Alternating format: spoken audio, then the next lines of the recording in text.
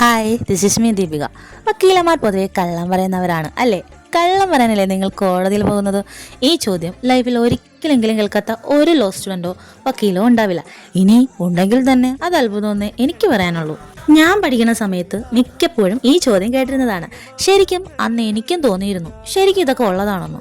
പക്ഷേ വക്കീലായി കുറച്ച് നാളുകൾ കഴിഞ്ഞപ്പോൾ എനിക്കതിനുള്ള മറുപടി കിട്ടി. എനിക്കത് നിങ്ങളോടും ഇനി ഭാവിയിൽ വരാനിരിക്കുന്ന ഓരോ വക്കീലന്മാരോടും ലോ സ്റ്റുഡൻറ്റിനോടുമാണ് പറയാനുള്ളത്.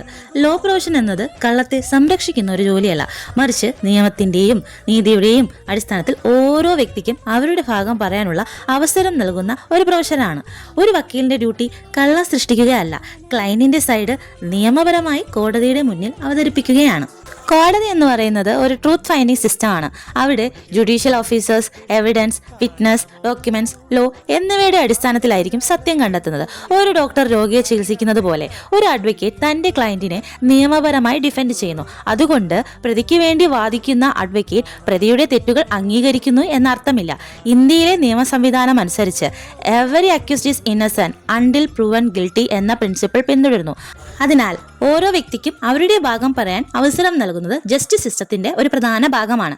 സത്യം പറയാൻ പേടിക്കുന്ന ഒരു സമൂഹത്തിൽ ഒരാളുടെ അവകാശത്തിനായി കോടതിയിൽ നിന്ന് ശബ്ദമുയർത്തുന്നത് എത്ര വലിയ ഉത്തരവാദിത്തമാണ്.